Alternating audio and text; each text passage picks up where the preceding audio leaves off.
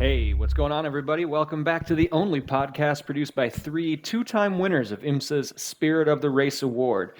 You're tuned into Check Engine Podcast. We're hosted on Spotify and streamed worldwide on all the platforms that you use to listen to your favorites. My name is Nick. Joining me, as usual, are my two good friends and co-hosts, Andrew and Tristan. What's going on, gentlemen? Oh, not too much. How's it going, man? I will say this. I'm looking forward to this episode. I had so much fun last time. Like, I feel like, I don't know. I feel like I'm ready. I'm ready to keep going. I'm ready to keep that energy going. Last episode was an awesome episode. I had a blast. That was a really fun time. Hopefully the listeners had as good a time as we did. Yeah, lots of good information, a lot of fun times, cool new sounds, great new direction for the show. Right, yes. New direction. New direction. We don't have any new sounds for this week, though. Unless Tristan found some in the last 2 minutes. I did not. Which is good news or bad news. I'll leave that to you. Yeah. We'll find some, don't worry. Oh, man. So, big week, guys. Outside of our main topic, which Andrew can get to in a second, but sure. Indy 500 week, boys. That's right. Yeah, looking ahead, we've got it feels like the real start of race season, even though I know that's not strictly accurate. That's what it feels like. I don't know. I feel like, I guess, yeah. I feel like the Rolex, honestly, is like, okay, now we're in it. I guess, but for me, that now I feel like I have to pay attention. After Memorial Day weekend, then it's like, all right, matters. yeah, it's real. Yeah, it's best weekend of the year coming up, especially if you're a motorsports enthusiast. Monaco in the morning, Indy midday, Coke 600 to round out the night. You don't have to worry about getting up early for work the next day. Mm-hmm. I mean, great are weekend. you going in person again, Nick? Yeah. Oh, yeah. Of course. Got the group of 4 going. We've actually got 2 of them flying in from out of state. Well, not actually into our state. They're flying in to O'Hare, and me and my other buddy Brian are rolling in and just swinging through O'Hare, picking them up on the way down. And then on Monday, we're just dropping them back off at O'Hare on the way back up. That's kind of fun. Yeah. Convenient. It's pretty sweet. So one's coming in from Kansas, the other one from Arizona. And we're going to have a grand old time. Alex Palou with the fastest pole run in the history of the Speedway yesterday. Oh, boy. They are hauling ass this year. They actually clocked Pato O'Ward, or as Jessica loves to put it, Potato O'Reilly. Poor Potato. The world's fastest potato went into turn 3 at 243.1 miles an hour on his qualifying run. That is quick. Like, they are whistling around that place this month. Man, that is super. That is super quick. It's in funny. A shocking turn of events, Graham Rahal missed the show. Oh shit! Really? He was car 34. He was the one guy left out. Wow. Oh, that close. That's brutal. But they might swing a deal to get him back in, because one of the other guys who made it, there was practice today and there was the first crash of the month and the guy fractured his back. So he qualified for the race, crashed today, and now cannot run. Well, that's brutal. Yeah. So people are thinking Graham Rahal might fill his seat. That makes sense. He's there anyway. Well, yeah, as it would happen. I was gonna. It's actually the perfect week for this conversation. Last week, one of the sports podcasts I listened to was talking about how, obviously race car drivers. They're talking about how race car drivers can't possibly be athletes because they can't do anything that normal people can't do. Go ahead. And then it's like, go ahead and watch Indy 500 qualifying. It's I mean, you just can't do it. Yeah. Like you just couldn't do it. I've given up on that argument a long time ago. I just choose not to have it at this point. It's just so weird to see it come up again because I think it's probably less visible, but no. Like there's one guy in hundreds of years who did, what was it, 246? 243 this year. 243. One guy ever did 243 on the Indy track, which had been driven for a very long time. So it's just weird. It's weird. Yeah, I think it's well, there's the physical aspect of it, which because they're in a cockpit, they're really contained. People really don't see. It's not like you're seeing them run or like hit somebody like in football or MMA or anything like that. But like, yes, technically they're stationary, but they're in 3 layers of fireproof Nomex with a helmet and a balaclava on when it's 100 degrees. They're losing 6, 7, 8 pounds in fluids over the course of a race. They don't have power steering in an Indy car. This isn't just crazy. This isn't just reserved to IndyCar, like it's racing in general, but IndyCar specifically, since that's the topic, right? He's going into a corner at 243 miles an hour. He's turning at 90 degrees without power steering. That shit is nuts.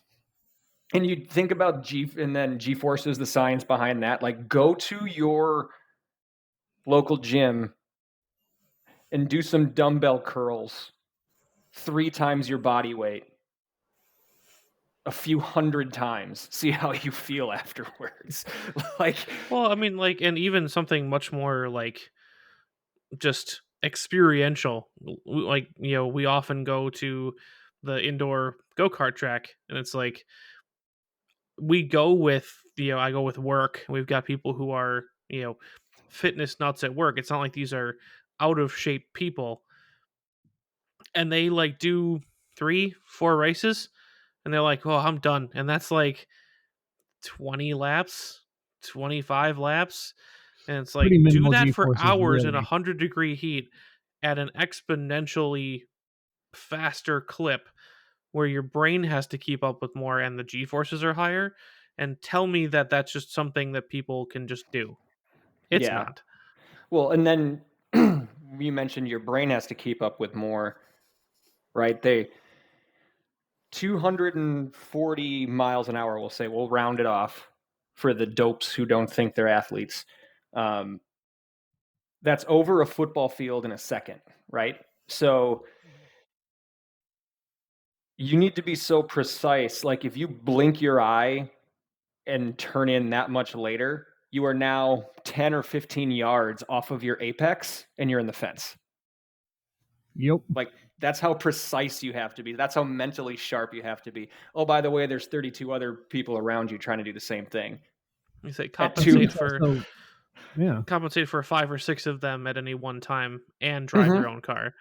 Right. But even more, it could even be more pedestrian things. I think people will often sleep on less of a physical thing, but the ability to describe something to an engineering team, either while it's happening or during like setup stuff, right? You're not communicating. You have to communicate an objective thing the car is doing that they cannot feel themselves. That is also a talent because you're describing the workings of a mechanism to someone else who can't feel it for themselves. At that point, that's a weird definition of like, is an athlete simply someone who can do something that other people can't do? In which case, that's like, every, visual artist, not everybody else can, paint like a, Dutch master. There's art and there's athletics, and then there's a point where they meet. And I think that's, that description, that ability to use words and sensations, to me verges more on art. And then there's the raw physical nature that we just talked about, and then there's the in between. There's the being able to Mm-hmm. with the seat of your pants feel. And I was actually thinking, Andrew, coming the other way, when you're getting like telemetry radioed to you by your engineer, those are numbers that you can't see and don't have a direct physical impact on you necessarily, but they exist, and you're able to turn that into like a physical output based on what they're telling you. And I think that's where that's the one that blurs the line between athletics. Like good coaching is kind of like how you could interpret the engineering versus this artistic interpretation of what they're telling you, and the other way around, what you're telling them. Like, I think there's a whole spectrum. I'm not saying that's not what we're talking about, but like, to me, I think that's even cooler, is that there's an art, there's a raw physicality, athleticism, and then there's a little bit of both. And I think the best athletes have always had all three of those, that have had that whole continuum. And to me, that's why I think it's wrong to say that they're not athletes, because they can handle the physical stuff, they can handle the mental stuff, and they can handle the interpretation between those two things. And that's what's so cool for me. That's how I always viewed it, was being able to do all three of those things is what makes you an athlete, and that's why I am not one. I think the interpretation thing gets slept on, right? People say, "Oh, well, it's just a car. The car's doing the work." Yeah. Like, well, okay, but then that same guy will turn around and be like, "Oh, Peyton Manning, man, he just saw the game different. LeBron James, he just sees the game difference." Or all those insane highlight packages of LeBron James talking about or passing the ball to his teammates from a position that will mean they catch it in a way that they like to shoot it. It's like, how is that? You're interpreting the thing, the basketball, using knowledge of your sport to communicate it to other people in a way. You know what I mean? It's like, well, is that even a thing? Yeah, it's a thing. It's a real thing. It's just it's kind of like one of those slept on things, I think. Yep. I think if you ever watched like a really, and this is going to get, we're gonna have to say we're not a sports podcast here in a little bit, but like if you watch any really good clips of rugby or Australian football, where they have the not bad ones but good ones, highlight reel stuff, where they have this like unnatural sense of where their teammate is going to be. Not now. You're shooting where I am, and you're instead of shooting where I'm going to be. Like this interpretation of the way the game is going to flow, because it's not a straight line, and the ball just appears in their teammates' hands because they put it there. Either bounced off the ground, flying through the air, whatever. And I think that's a very similarly mesmerizing, not even purely athletic kind of thing. That's where it verges on art, to me.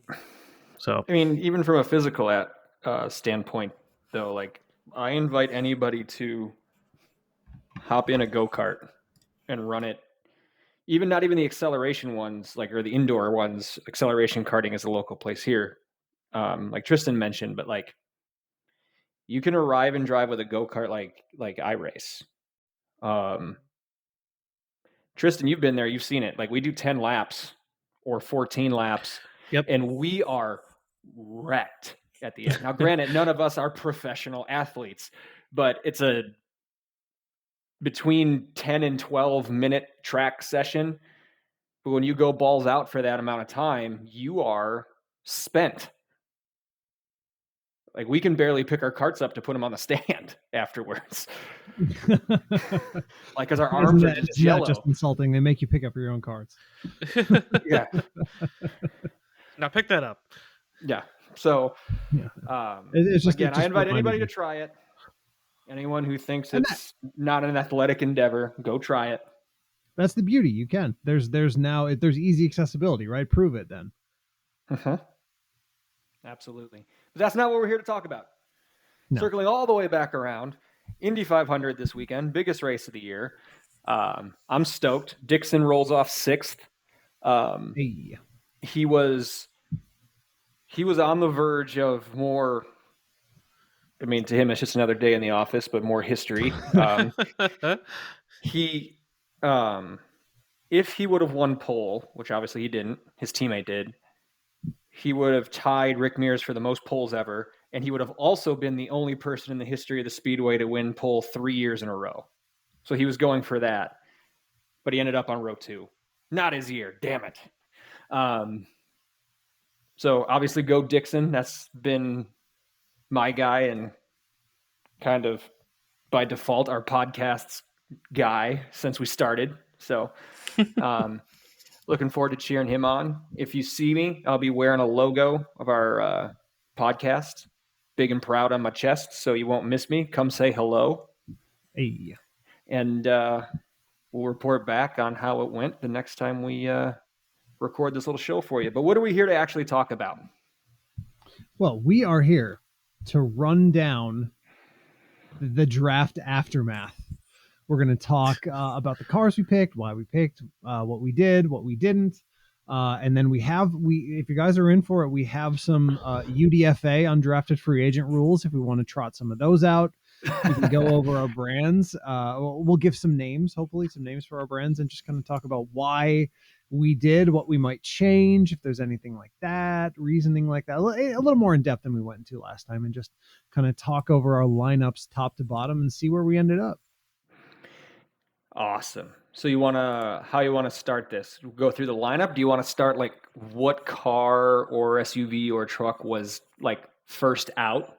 Like the first one that I think so. I think make it kind of round by round type thing, and just kind of reaffirm what we got, kind of say what its importance is or why you drafted there, and kind of what the impact would be to your fictional brand. I'm in. Of course, like new tech, what you give the ladies and gentlemen a reminder of what you picked, what it does, because I think there are some kind of interesting picks in here that were specific for each of us, obviously, but reasons for why. You know what I mean? Yep. Sure. Who had first pick? I had first pick, but I was going to say, if you want to go ahead and give us a sample, Andrew, sure. of what you want to hear, what the people want to hear. Easy. So, I mean, I had a plan going into the draft, and I was pretty sure that you guys were going to have different plans. And Nick did play into what I thought he might do. Tristan did not, which was a tough blow for me. Because I thought the easy, obvious first pick was the Toyota Camry, which of course Tristan took at 1. It was a worthy first round 1 seed. I mean, I feel like that's kind of the obvious choice, right? That is the AN car. That is just the thing it is. And also, as I've said many times in this podcast, I truly have deeply held beliefs about the Camry TRD. And I think it's an awesome car. And now, of course, they have it with all-wheel drive. But wait, that's Tristan's pick. My pick. We'll just let him do them all. It's fine. Yeah, that's fine. Number 2 on my want list, which I was a little concerned might go second when I ended up in the third slot, was the Ford F-150, and I think, I mean, just because it is what it is, right? The best-selling truck, the whatever the figure is now, who knows? A Ford F-150 is sold every 26 and a half seconds in America. Maybe. That's probably pretty accurate. Yeah, pretty close. Could be. Yeah, I mean, it's across the range, right? It is the utilitarian work truck. It is the Lightning. It is the Raptor. It's everything in between. So what I did after our draft is just put up price ranges to kind of remind us like what we actually got for our draft slot. So, you get the Ford F-150 range. We don't have to name it for each of them, but 33,000 to 85,000. So it's like the entire market segment is represented by the F-150. And of course, the other reason I picked that so high is I really wanted to get the truck out of the way. I just am not that interested in them, to be completely honest. I mean, and it's a pick that represents that. Like, this is a truck, and it's the truck. Here you go. Yeah, this is like it's like drafting. Oh, no, wait, we weren't going to do player. It's like drafting an offensive lineman, like a guard or something, but a really good one. Yeah, really highly rated. So I got Right. I got the F-150 in round 1. If I didn't have a pickup in round 1, in round 2, I was actually going to take the Toyota Tundra because I don't know what the hell. I've seen a bunch of them around lately, and I'm really starting to like them. They are super ugly right now. Totally understand that. Got it. Yep. True. Yeah, I see it. I just really like it, and I think the twin turbo V6 thing is pretty cool as well. Instead of having a V8, that's kind of one of those like forward-looking Toyota-esque moves. Sure. Yeah, so I got the Ford F-150. Very happy with that pick. Instead of the Silverado or Ram, the Tundra was going to be my second pick. But yeah, so that was my first one, my first overall. All right, yeah. Now that I've got the format, my first overall was as Andrew described, the Camry. I think you covered that pretty well. I'm actually going to jump right to second pick too, because of that. Sure. I mean, it's everything from the TRD Camry down to the base model. We've got all-wheel drive, you've got great reliability, and actually, yeah, they're actually looking pretty good right now. If you need a good sedan as the foundation of your brand, it's a great pick. So I moved to my compact next. It might show my kind of Eurocentricity or my Euro bias, but I feel like every brand also needs a good compact. Not subcompact, not micro necessarily in the United States, but a good, efficient hatchback solid choice, and I went with the VW Golf. And again, that covers the whole range from the base Golf up through the Golf R. So you've got quite a bit of excitement up at the top of the range, and then you've got 4-door, throw everything in, everything including the refrigerator in the back, down all the way to the base model. That ranges from 29,000 to 45,000, which I'm actually surprised about. I figured that would How be a little. expensive it is. Yeah. Well, no, actually, how not expensive. I would have figured that once you get up into Golf R territory, you're pushing It's more than actually that. pretty cheap. Yeah. But yeah, so that was my number one pick, and then a number 2 pick. It's my philosophy for most of my picks. I don't want to get too far into describing my whole brand, was a lot of options. I went for a lot of versatility and not targeting necessarily single models. So I could have I went for broad, a mile wide and an inch deep. There you go. Yeah.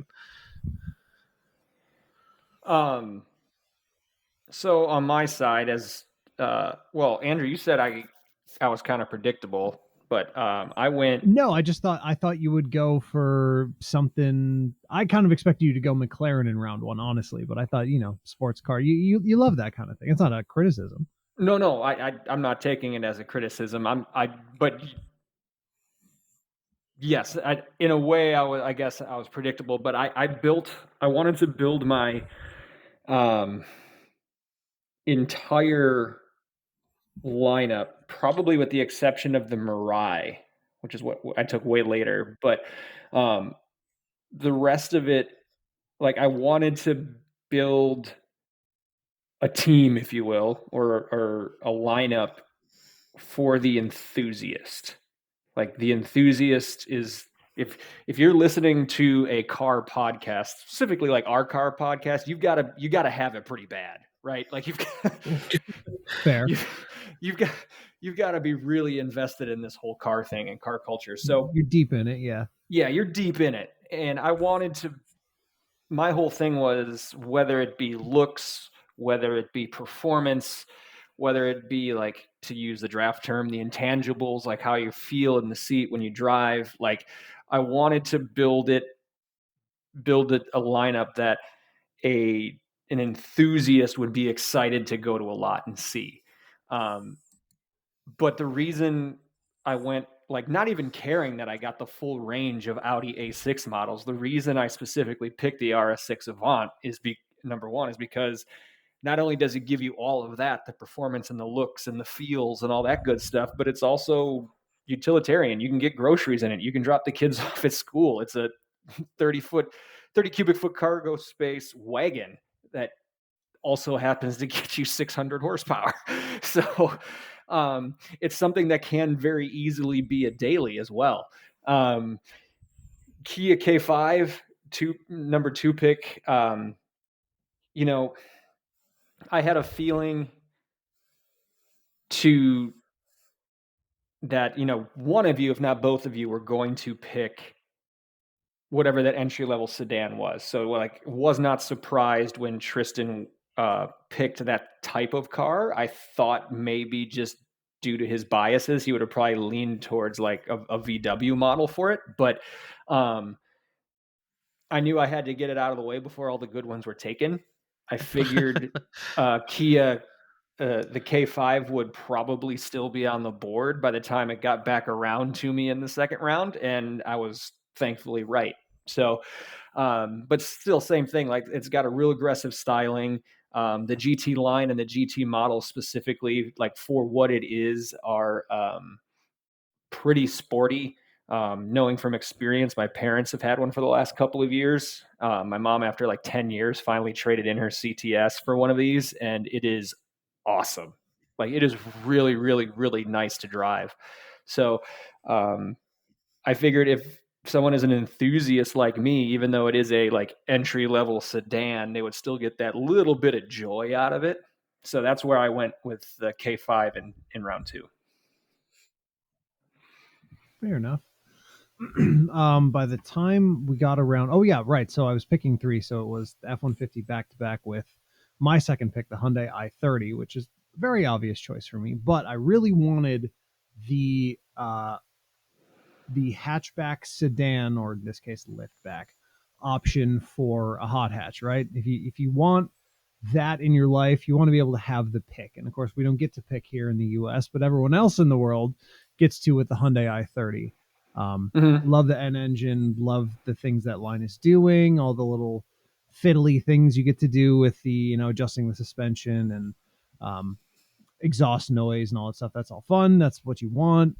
Everyone loves them, including me. So that was the obvious choice for me. And then my next one, my third overall pick, was one that I thought would definitely go before the draft came around to me again. So my next pick, my third pick, was the Toyota 4Runner. And I wanted off-road, like I said during the draft, but I also wanted what would that technically be, a mid-size SUV these days, or full-size? It's not 3 rows, so it's probably mid-size, right? Technically. Which is funny. I know, it's massive. Is it mid-size? Let's see. Yeah, mid-size SUV. Okay, all right, got it. So it's a mid-size SUV. But I didn't want to get something that was too predictable. I don't know. I wanted to make a different choice. And of course, you can't go wrong but to court the off-road bros with a car that has been essentially unchanged for the better part of 25 years. It must be fine, I think, if we just go by that metric. And that's kind of the impression I've gotten, is that it's fine and has an excellent aftermarket to make it really nice. That's I think the weird part, is like it's purchased specifically to change it.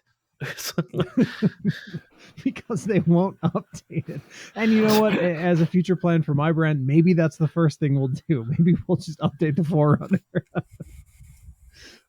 Yeah, so I wanted to do something a little different there, and I'll jump one ahead here to kind of catch up with where Tristan was leading us. Next pick, pure vanity pick, pure stunt. Mercedes-Benz EQV. I just wanted a van. And the thing about vans is that if you look at the pricing, so EQV, a little expensive, pure electric, between 64 and 75,000. You know, you don't get many options with electric vehicles. That's really not that much more than a fully loaded people carrier van from any other brand. They're just so expensive now because they put tons and tons of stuff in them. Adjustable this, and I think Pacifica's still doing that, or was it Honda had the vacuum? They're still doing that, and the Odyssey had a vacuum. Yep. Yeah, this will be a luxurious people carrier, but still, people don't want to hear it. But if you want to actually move people, a van is a vastly superior choice to a three-row SUV. So that's why I went with it. Absolutely.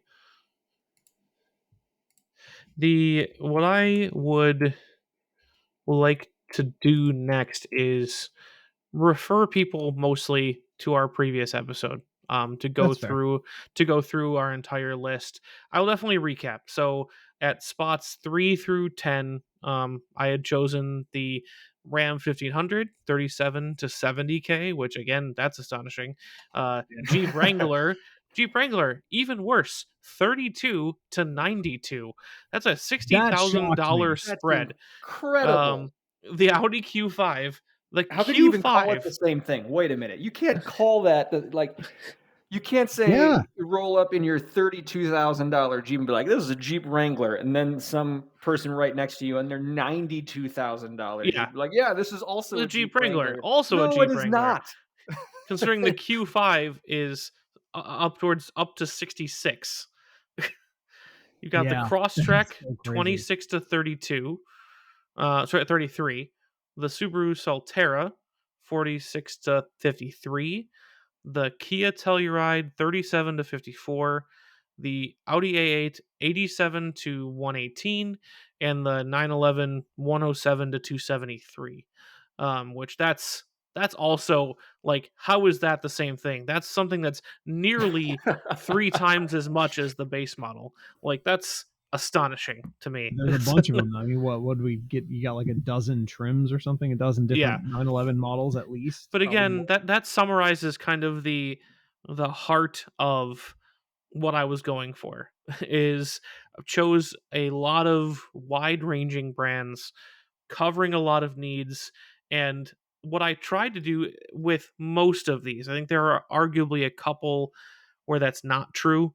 Possibly, well, not even necessarily, because you've got like the TRX and stuff on the 1500 side. But I tried to keep, Nick, you were mentioning keeping the enthusiasts in mind, and that was always my goal. Is you've got, the maybe the Crosstrek is where that falls apart, like, or maybe that's exclusively for enthusiasts. I don't know of a specific kind of thing. But like, you've got the A8, the 911, the Solterra, the Q5, the Wrangler, the top tiers of the Ram, top tiers of the Golf, top tiers of the Camry are arguably all enthusiast vehicles. And like, they almost all of these have a Halo car version for that line. And I think that's kind of the sum total of what my goal was with these picks, was to have a Halo car at the top of almost every range, hoping to drive sales down market. But on a every car kind of scale, which I maybe we talk a lot about how we're full of good ideas, and the car company should listen to us. I don't know if that's the case with my picks this time. But I will say I enjoyed making them. So, and this is a hobby for us, not a profession. So I'm going to say I nailed it. And this is also completely risk-free for us. Exactly. So We're playing with fake money. So yeah, we have no consequence to any of this. So make your damn choices. No, it's all bullshit. Let's see. I'm just trying to think. Looking back my list, I think there are two things I want to note about the rest of mine. First, the Skoda Superb, which at the time was broadly panned. It's not about you guys. It's not about it being there available at the end. It's still about broadly panned. Showing the buyers the commitment to the bit, right? What you want is a car in your lineup that when the person who knows nothing about cars, they just want to go get a nice car, and what they mean is a sedan with a sunroof and leather. So you can't, I mean, honestly, worldwide Skoda Superb, you really cannot do better than that, because you get the it's in the name. The VW, the V6 and the all-wheel drive, and comes with the leather and this. You just want that one. I think I'm actually quite pleased with that pick. And there is one on here that I think that I would redo. I think I would not take the Hyundai Kona. What would you replace it with? I thought about it effectively enough. I think that instead I should have taken the Corolla there. I don't know. I'm going to take your comment about this being entirely risk-free and agree with Nick. I think if you're an actual car company, yes, you get the Corolla. If you're us playing from the heart, you get the Kona. Yeah, but you to still me, that's need a no-brainer. that small, cute SUV in the range, though. You do, but remember, there is now a little Corolla SUV. It's the sport. I'm trying to remember what the heck it's called. The sport something. I totally don't remember. It just literally flew out of my head. But also, GR Corolla Cross. That's what it's called. Corolla Cross. Corolla Cross. Yeah. There's that thing. That's a thing that you could drive, and then there's the GR Corolla, which I think would really be the feature piece. But so I don't know. That's when I second guessed, like immediately after in the moment. Okay, that's fair. I mean, I think it's okay to have doubts, but I would also I'd stick to your guns on that one. The Kona has a weirdly wide appeal. Yes. And adds a little bit of a unique twist. True. That's fair. So yeah, I think the Kona was a good pick there. I think that pick was better than the Superb. No, you're so wrong about the Superb. You'll see. You'll see. You'll see. Yep. I agree with him. So I think if you're looking at what the that's going to be Passat equivalent. Basically, yeah. Yeah. Like when you look at and see, as much as I liked my dad's, PC, I guess. when you see what the same thing, when you see what the Passat and the CC have become on the Volkswagen side, and if you look at, if you're looking at a luxury car, you're going to be a little bit out of range with like what you're talking about. Someone who just wants a nice car. I think if you didn't call it a Skoda and you just said, here's a nice car, then people would absolutely eat that up.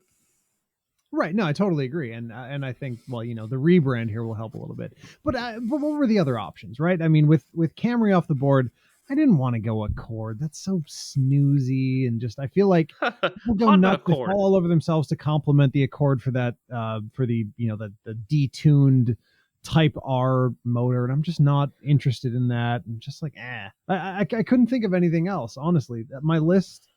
What else was on my list? I don't even remember. Yeah, the only other option was Sonata, which is a car that only I like. I'm the only person. Did anybody pick Civic? No. Didn't think so. I had Type R on my list. How bad we truly are at this.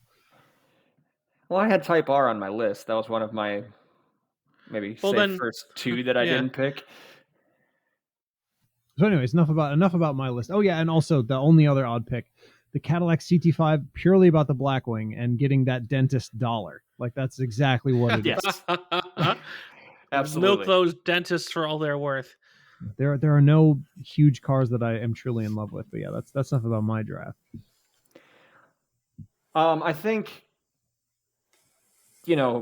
looking at my total, like if hypothetically we're stacking this up, I am fully aware that Tristan, probably Andrew too, would sell more volume than me. And I think I'm okay with that. I think for me, it was like I knew as I was making this list up and building my big board, I'm sitting here thinking, man, this would be a very niche brand. Like this is not going to be for everybody, but that's okay. Like I have a customer in mind, and I feel like with the lineup that I picked, just to kind of high level run through it. My SUVs, small, medium, large, were Mazda CX-5, Volvo XC60, Mazda CX-90. That's a lot of CXs and XCs. I just noticed. Yeah, I didn't notice that. But yeah, you're right. Everything is XC and C. XC, CX. So those three there. I also threw an Audi A3 in. The Mirai I mentioned earlier. My other kind of fun pick, kind of out of the blue splash pick, was Renault Megane RS. for my hot hatch. But again, like not everyone is going to go get a Renault Megane. They're probably going to go get a, if someone would have picked the Corolla GR, even that's what they would have gone to get. But that's okay. Like I feel like the customers that would come and spend time on my lots would be those enthusiasts who are also probably very brand loyal. Like if you know car enthusiasts, there's corrals at all the racetracks because they're very brand loyal. And it's fair. Not all customers, but the right customers is probably what I was going after here. Wow.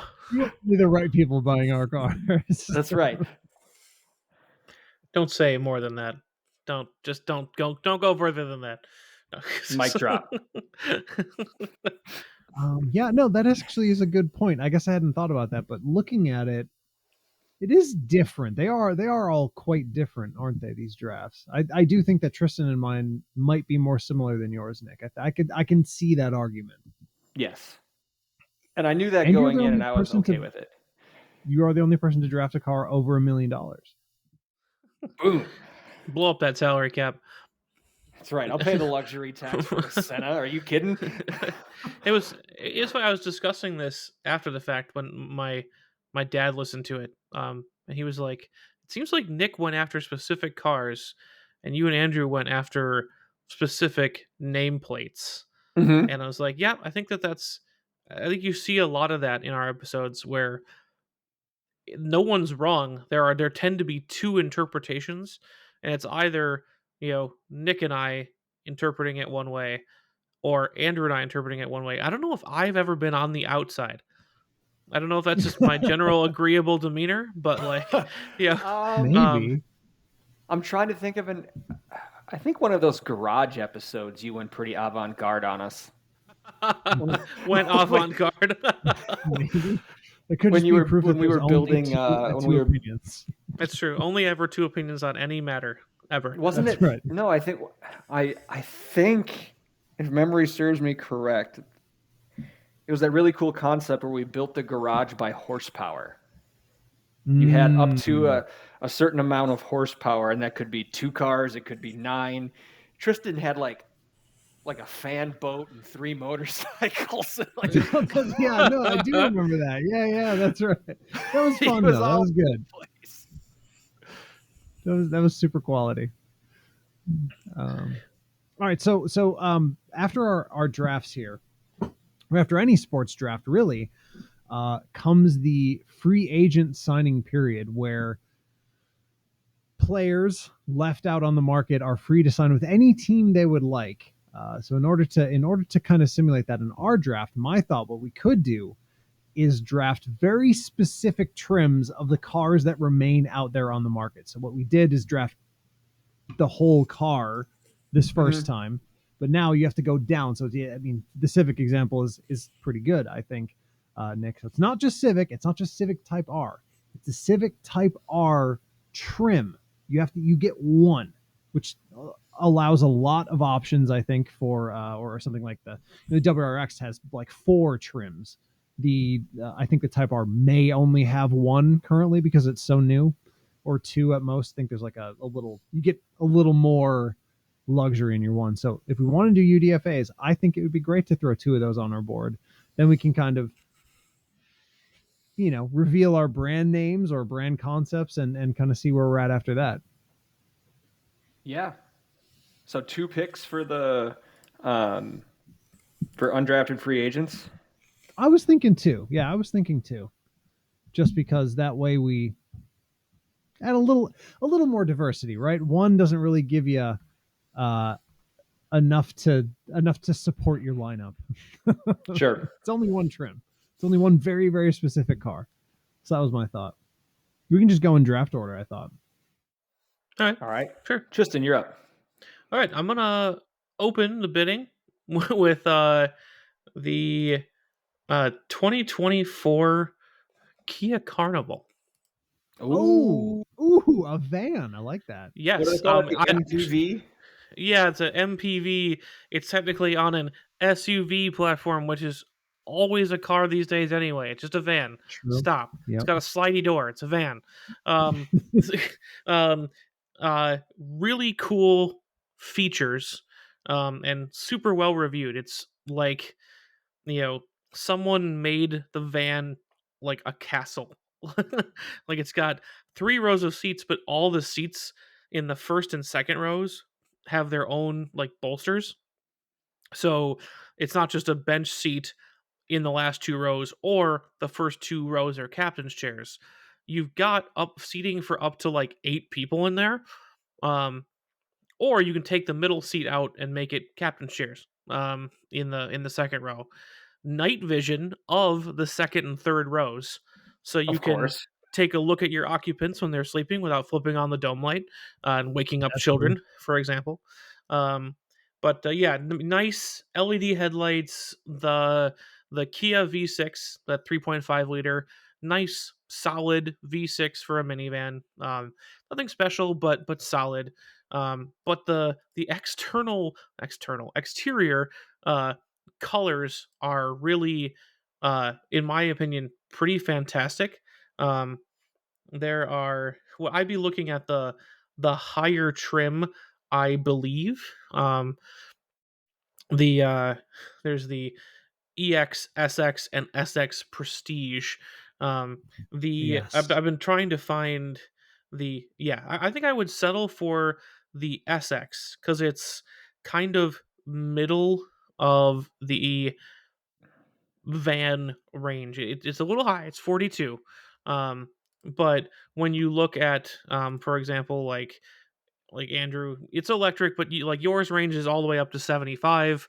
Um, and I'm thinking that's a good someone who's going to want to invest in a van. That's going to get you all the cool stuff that you want. It unlocks all the color options, including Astra Blue, which Ooh. I love that. And it's got all the cool leather colored two tone uh, seating options. So I think There are uh, options for this. That's crazy. yeah, and like all sorts of packages and like, upgrades, and I think it's a good basis for your brand's minivan. Um and a little bit new and exciting. I think it's something that it's not yet another Pacifica, the 18th generation of the Odyssey, that kind of thing. So I think it adds a little spice while still meeting people's needs. And heck, I tried to give one of these to my mom on accident on one of our episodes. So That's very it's different. That's That's a fun right. name. Carnival is a fun name. it is it is. That's Um, also, yeah. so that's my first UDFA, is the Kia Carnival. All right. So that would put me next, right? Yep. So, if you noticed in the prior episode, I did not select a pickup truck. I did notice that. Yeah. I have seen this. So you're aware. But hey, got to acknowledge that we live in a pickup truck country. So I'm gonna Well, I need just thought some. you were betting big on the SUVs. You know, the actual money spinners right now. I just thought you're going That's all true, but SUV. I feel like there needs to be a compliment. I did have Ram on my list. It was one of my first couple like that I just left off the table there. If we would have had another round or two, I would have picked it. But Tristan got the Ram, so he got the TRX, which is what I was really looking for. Um, so with my first UDFA, I'm actually going to go little outside the box here and go Nissan Frontier Pro 4X. So the small to medium size pickup truck.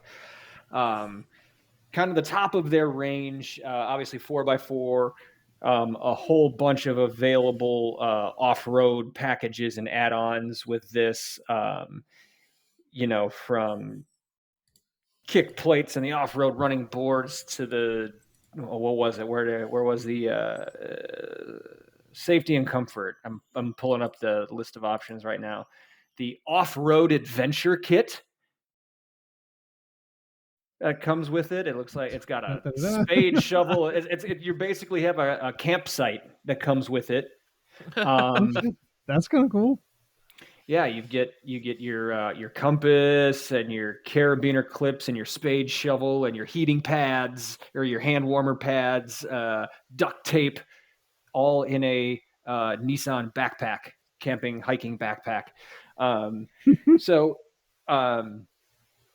In case I do have some customers coming in who may at one time want to be stoked for Moab, I feel like I can offer this as my solution to that. So my first UDFA is the 2023 Frontier Crew Cab 4X 4x4. Pro 4X 4x4. Man, there are so many trims for this. Yeah. That's a good one. I think that's a good call. All right. So I want my brand to have cred, which I've said before. It needs cred. And so I'm still bouncing between two, which I've thought about for a very long time, because I don't know which of these allows for the thing that I think is missing. I feel that my lineup, it has the 4Runner, we got off-road, but I feel like we're missing rally cred, even though the Kona is there and it's that soft roading, all-wheel drive, whatever. So sure. I'm stuck here between the two most rally cars on the market currently, which would be nominally the GR, but more importantly, the WRX. And I think that I'm going to have to go with the WRX Premium. Okay. Simply because it's the one up from the base model, so you get some of those things that you would want in a WRX, fog lights and interior this and that and whatever else. But it doesn't start adding things that you can see as bloat.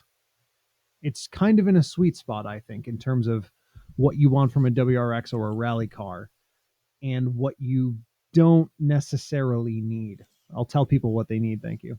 Obviously, the other one, I was looking at the Circuit Edition GR Corolla as my other option. But I feel like this WRX I just think it has more cred. Like that's what I want in my lineup. So it's the WRX Premium. I'm surprised that a car like the WRX didn't go off the board. Now that I think of it, the Civic and WRX are two of them are like, someone probably should have taken that before. Yeah. I'm disappointed now. I mean, I guess I could technically. WRX is going to have a chip on its shoulder too. It's going to be like Aaron Rodgers. Well, that should not have dropped that far. Yeah, that was my next.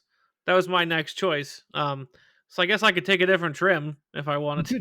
Were you going to go with the Premium as well?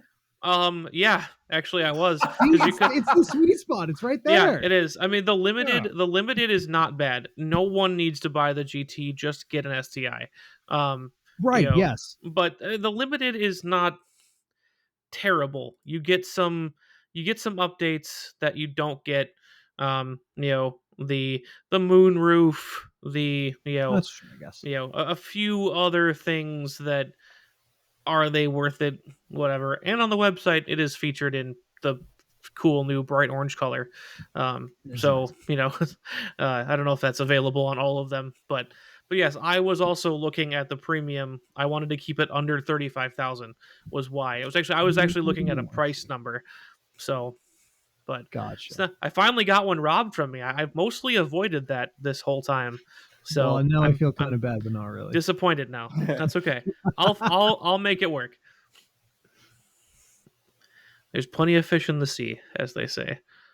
For sure. Well, I mean, technically you are up again, unless you want to run it back and do the reverse. Yeah, I figured we were doing snake order. So yeah, we'll do that. Okay, we'll do that again. Wait, was that your second pick, Tristan? What? It was going to be, but it wasn't. Going to be. Yeah, I got robbed. We'll do the snake again. So I'll double pick here. Okay. So the last thing that I think is missing from my lineup, and this is going to sound really weird. The last thing that I think is missing is a car that spans the vast gaping distance between $180,000 for the Lucid Air and $310,000 for the McLaren. I feel like there's a hole there. It's not right. And 200K like, gap. yeah, I need something to kind of shoot the middle. And I think so. This one's really tough because this is also like rock in a hard place. What approach do you want to take? But this time it's actually kind of a bit of a 3-horse race.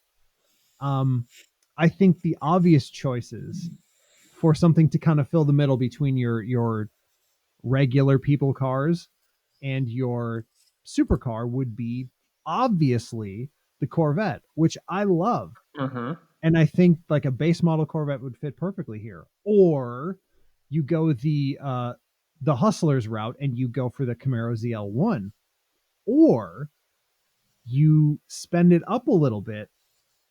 And I think this might be a hard pick here, but I think for my last to fill out my lineup here, I think I'm going to go with the 2023 GTR Premium, the Nissan GTR, still around probably after 26 years. And that slots in right at 116,000. So it's right there in the middle.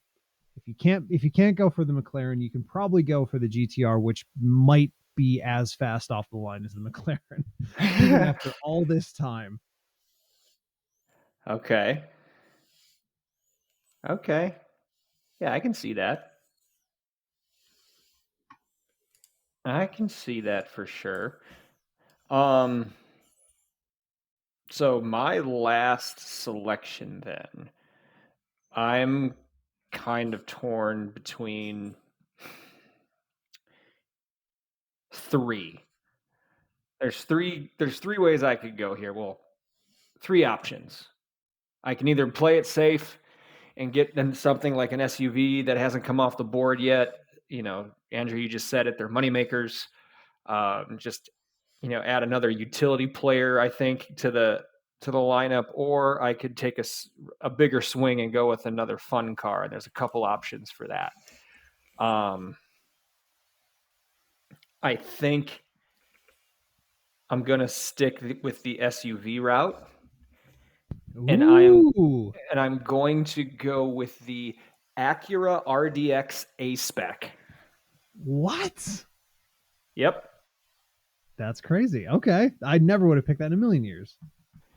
Well, good. For you. Because then I can take it. No, I never would have guessed you picking that. However you would say that. Well, it's so here it is. Acura, fancy Honda. So it's got the Honda reliability. It gives me a little bit more credibility there. It's something that this brand is going to make a reliable vehicle. Look at the A-Spec. It just keeps going. Also pretty stylish.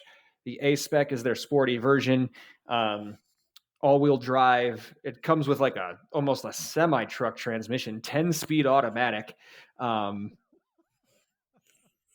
It's crazy. 272 horsepower out of a 4-liter twin turbo. Or I mean a 2-liter turbo 4. My bad. Read my notes wrong. And hey, nothing else. Shout out to former guest Ryan Eversley. There you go. Getting an Acura off the board. That would be my last pick. Maybe you should have gone for an Acura for the large sedan. I do love the looks of their sedan right now. I totally just forgot what it's called. I'm looking at the Subaru BRZ page. Distracted me. I was like, I should say something about how the fact no one picked the BRZ. I mean, that's not that big a deal. No. Or that big of a surprise anyway.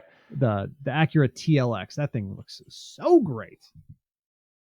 Yeah, the TLX is awesome.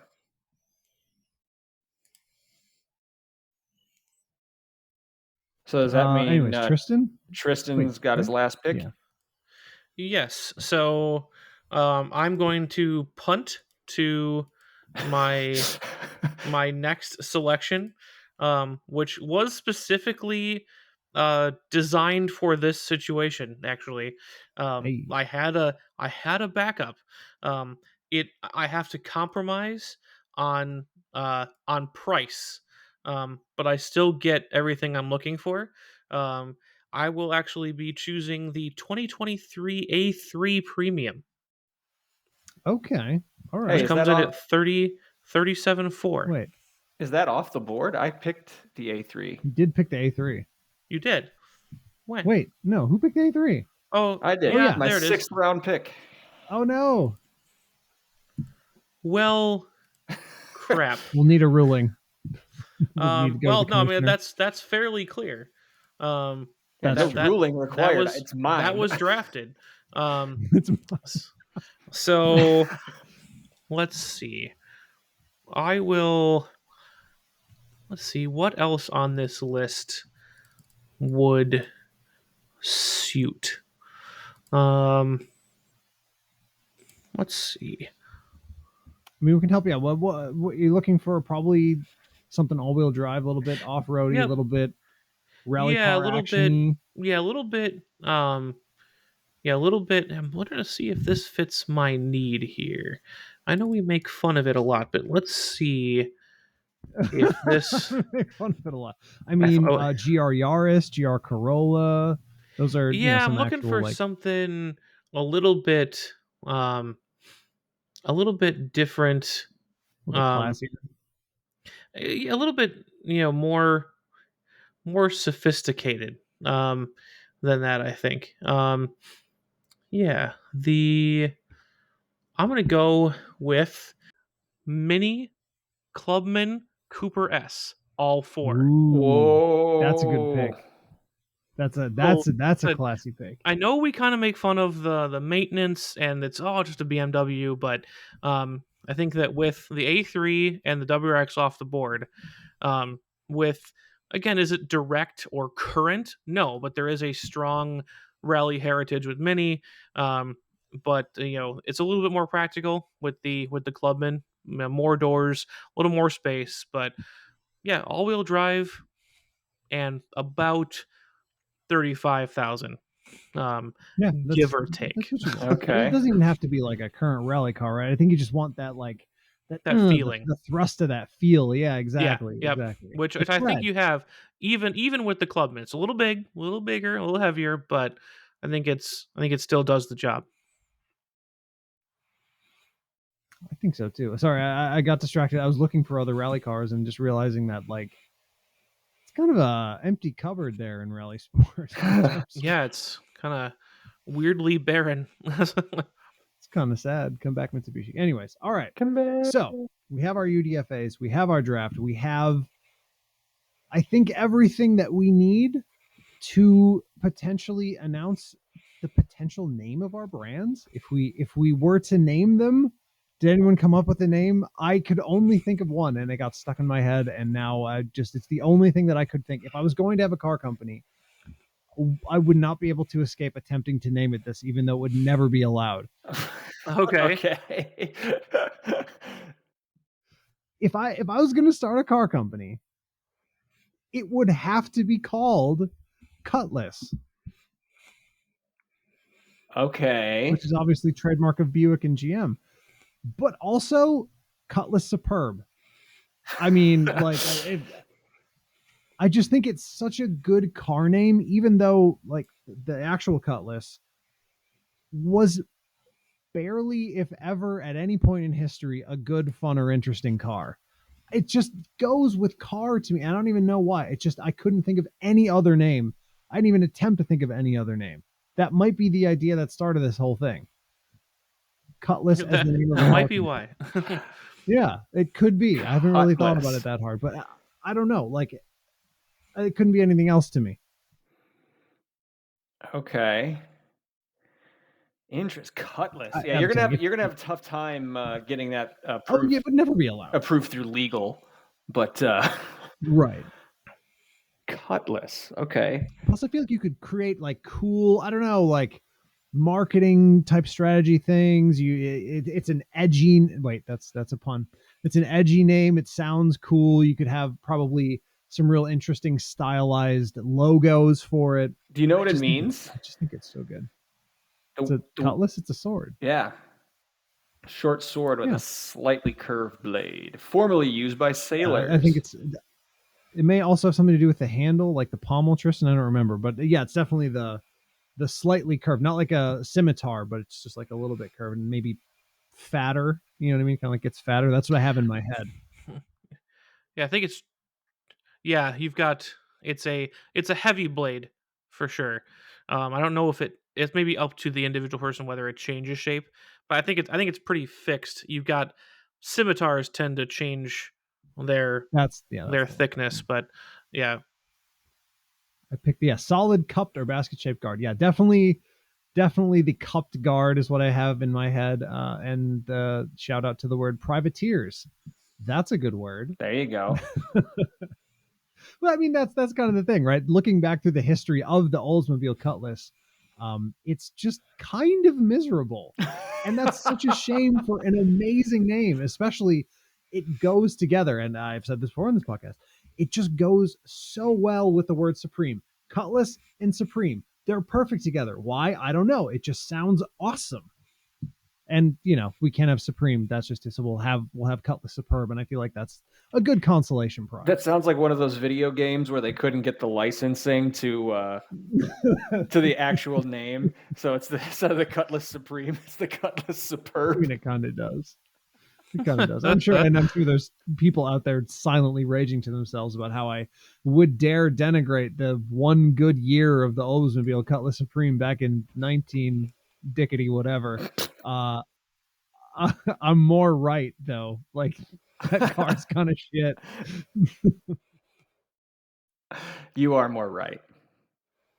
You are definitely more right. Tristan, do you have an idea for yours? I did. I had it's an interesting it'd be interesting how to spell it. And I was actually so I actually came across this. I was when I was playing God of War, and I was boy. this is actually I feel like this would be a great name for a car company. You'd probably have to stylize the spelling so that it made sense because nobody uses the Thorn character anymore. And without it, it looks like a letter D. But it's the Norse goddess Ithun, that is the goddess of like spring, rejuvenation, preservation of life, youthfulness, etc. And it's not like fertility or anything that specific. It's just like keeping things young. And I thought that she guards the apples of immortality that keep the Norse gods young.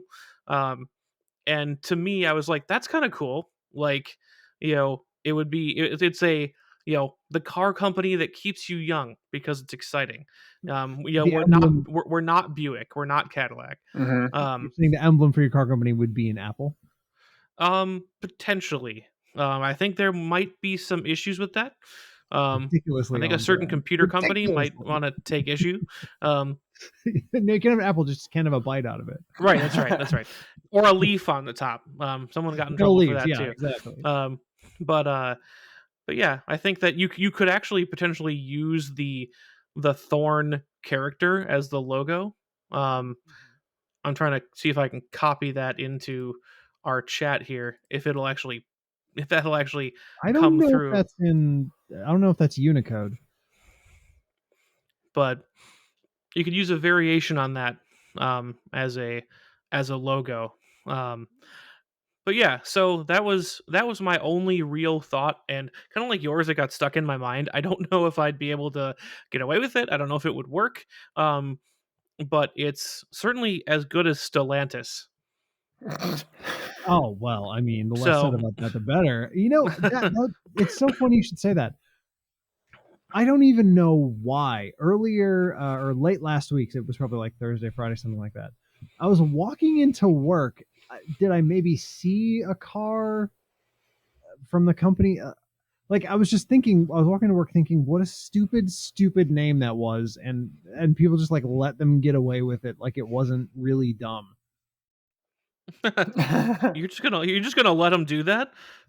Yeah. People kind of made fun of it for like a week, and then that's just who makes a bunch of cars now, and no one says boo. Okay, fine, whatever. All right.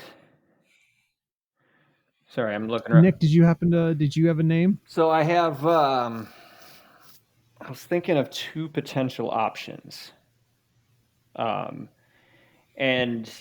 again, just the whole, I guess my whole mission here with this was like for the enthusiast. If I could steal something, get it approved by legal, it would probably be BMW's slogan, "The Ultimate Driving Machine." Like, Sure. Like you, and then like, well, if you're a car enthusiast, what do you like?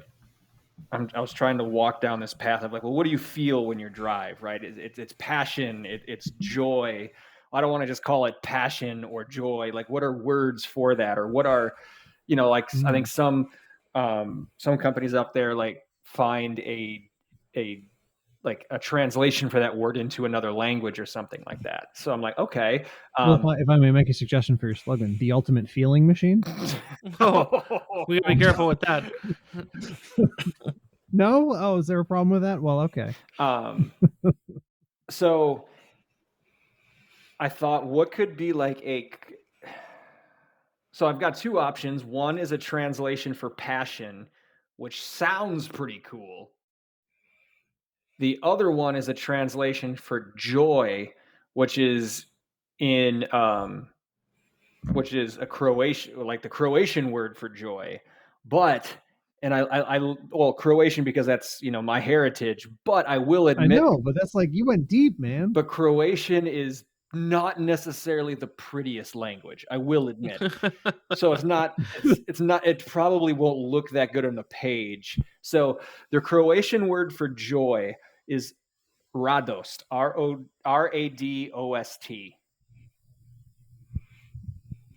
And the other option I had is a translation for passion, which is etheros. Ethiros. Wow, we got two ethereal brands and a sword. So I'm and a sword. I'm thinking I'm thinking I'm leaning towards etheros just because from a marketing perspective that one's easier to say and it looks and sounds better. Man. I feel like your lineup though. I feel like Radost. It feels like RUF or something. You know what I mean? Like it feels like Koenigsegg. Powerful.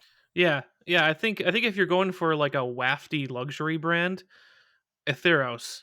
But I think yours is harder edged. I like Radost. I think I think that's a inspired pick. I went for a an easy to say, easy to read, easy on the eyes word, and I think that's because I was going for broad appeal the whole time in all of my selections, but I think that I think you made a lot of opinionated, strong choices, and I think a strong name goes with it. So if my 2 cents are worth anything, I would absolutely go to a Rados dealer and see what was on offer. I think so. I think that's the right choice. All right, then we'll stick with that. Radost. Yeah, it sounds that sounds like the unlockable brand in Gran Turismo 8. You know what I mean? Yes. It sounds sick. I know exactly what you mean. But also, yeah, Croatian for joy. Because that's what you want to have if you're an enthusiast, right? When you're driving, you want to feel joy. Absolutely. Well, I think that's probably enough, huh? We've probably done it to death and maybe overdone it. But you know what? This one's for us. The last one was for the listeners. This one's for us. That's right. This one was for us. Oh, whatever. Come on. This was fun. I had a lot of fun doing this. Yeah, it's just so great. Yeah, this was a good episode. Well, a good concept over the course of 2 episodes, I should say. So well done we'll get back on to regularly scheduled content. Yeah, but well done on stealing this idea, Andrew, for sure. Thank you. So yeah, we should probably start wrapping up, but let's remind folks of how to get a hold of us if they so choose. We're all over the socials, so you can find us on Facebook. When you look up Check Engine Podcast. Andrew, where can they find us on Twitter? at Check Engine Pod, and Mastodon at Check Engine Podcast, mastodon.social. At Check Engine Podcast at mastodon.social. Tristan, where can they find? Social, yes. Tristan, where can they find us on the Instagram? At Check Engine Pod. There you go. So be sure to like, follow, share, post, direct message, reach out how and when you can. You can ask us questions to answer on the air. You can let us know what you like or dislike about our draft episode and our post-draft episode. Give us topic ideas. Tell us what you would name your car company if you got to pick 10 vehicles for your lineup. Thanks in advance. And thank you for sticking with us today. We definitely appreciate you listening. And we'd also appreciate if you would leave us a review on whatever platform you're listening to us on, preferably a good review, and or hit that subscribe button. It's free, and you'll get notified of any new content that we put out for you.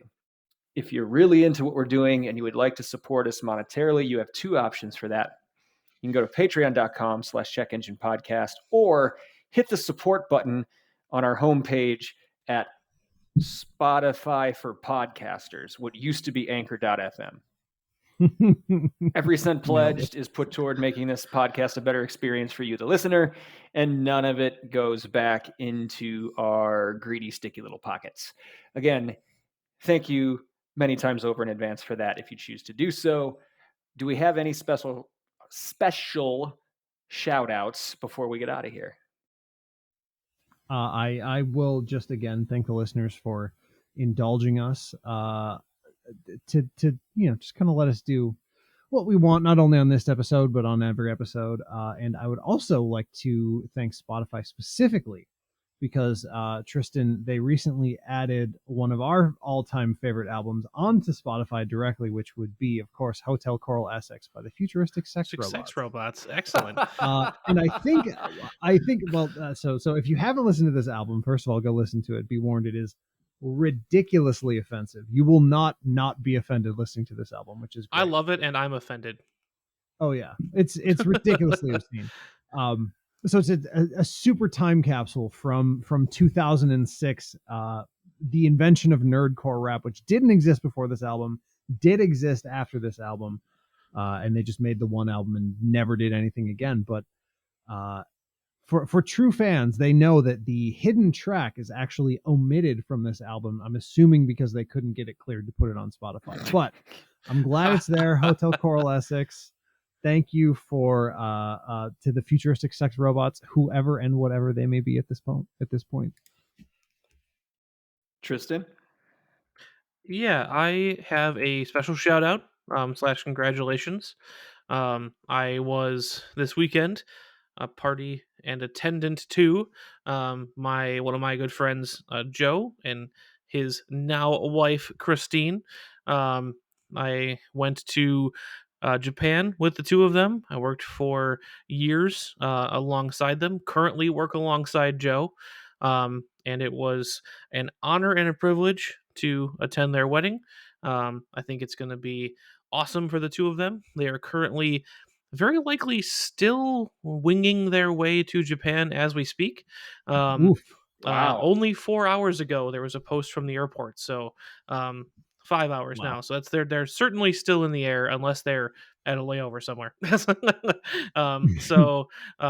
So congratulations, you two, Christine and Joe, and have fun in Japan. It's going to be a great time. That's awesome. Congrats and best of luck. I've got a shout out, but first, quick apology. I'd like to apologize to our friend and humble co-host, Andrew. We recorded the draft episode on his birthday, and we completely forgot that it was his birthday. That's true. So that's all right. We never shouted it out. So feel really bad about that. We should have known. Happy belated birthday.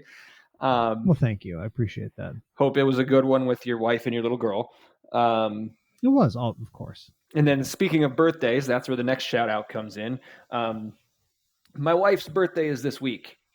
So happy birthday to Claire.